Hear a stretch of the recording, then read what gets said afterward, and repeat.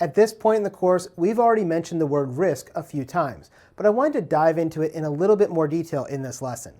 Risk refers to a possible event that could cause harm, loss, or make it more difficult to achieve your objectives. Essentially, it's any possible event that could impact our ability to co-create that value through our services.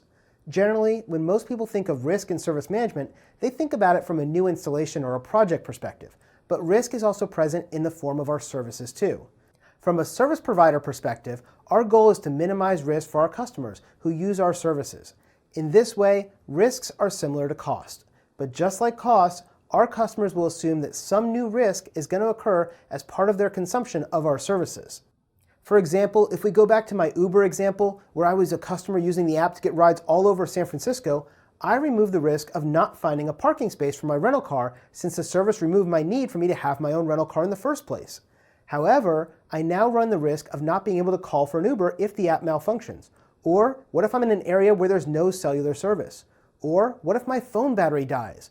All of these are new risks that are introduced into my desired outcome of traveling around San Francisco. Now, as a consumer of the service, I can also contribute to reducing the risk by taking some mitigating actions. For example, I could carry around a spare battery pack with me. By doing this as a consumer, I'm reducing the risk that I won't be able to call for an Uber when I need one because of my battery dying.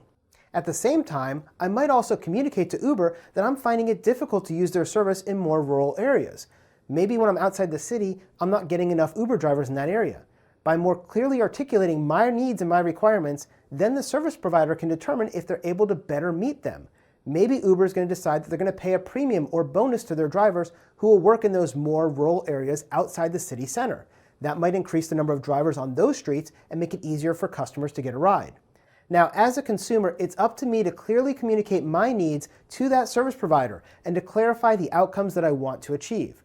I also need to make sure I'm communicating any constraints or critical success factors that I may have for that service.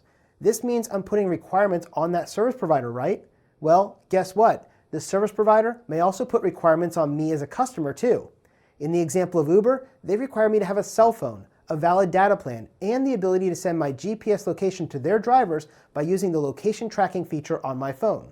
This is a two-way street after all. We're both working to co-create the value and reduce the overall risk. Now, since risk is a possible event that could cause harm or make it more difficult for us to achieve our objectives, we can do some things to mitigate that risk. Well, what are those things that we can do? There's actually 4 things we can do with risk. We can avoid risk, we can accept risk, we can transfer risk, or we can mitigate risk. Now, when we avoid risk, we're aiming to actually remove it completely from the service. Now, in reality, we can't remove all of the risk for a service because risk is something that's inherent in everything that a business does to some level and some degree. But there are certain risks that we can avoid completely. For example, let's say that you're running a service that allows people to read your blog. Maybe you're worried about the new privacy regulations and don't want to have to worry about maintaining all of the blog readers' information securely and properly under the new GDPR provisions. Well, you could avoid those issues completely if you turn off tracking on your readers' information by disabling any cookies, and you can also remove any requests for their email addresses and other things like that. If you're not collecting their information, you no longer have to protect that information.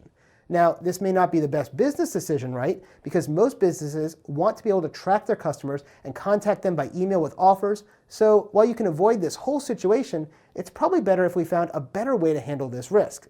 And that brings us to simply accepting the risk.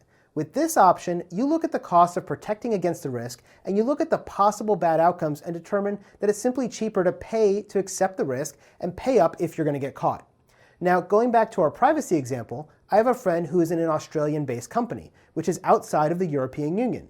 Because of this, he's taken the position that he's not worried about complying with the GDPR policies because he's an Australian, living in Australia, and he has an Australian company. He isn't actively targeting European customers, but if they happen to go to his site, too bad. He's calculated the risk, and he believes the risk is low that the EU is going to try to fine him or even collect if they do. So he's taken no actions in regard to changing the way his website works or the way his business works. He's going to do it the exact same way he did before GDPR to the way it is after GDPR. Now, this is called risk acceptance. Now, the next thing we could do is we can instead decide to transfer the risk. Maybe you don't want to be responsible for collecting and storing all of this private information, but you still want access to that data. Well, in that case, you can hire a service provider to collect it for you, to store it securely, and to give you access. This would be a form of risk transfer. Another option might be that you take the approach that my Australian friend did, and he simply is going to pay some insurance in case you get sued or fined. This transfers the risk to the insurance company because you paid them a monthly premium to take that risk on for you. Our final option with risk is what's most commonly used. It's known as risk mitigation. With risk mitigation, we put in place some actions to help reduce the risk, even if it doesn't eliminate it completely. In our privacy data example, we may add new technology systems that are going to better protect the data and implement new processes in the way that we handle the data. This will help us reduce the risk and hopefully make the information much more secure, which is one of the intended outcomes of GDPR anyway. But a hacker can still break into our network and steal all of the customer's data. If this happens, we might have reduced the risk, but we didn't eliminate the risk. That's the idea of risk mitigation.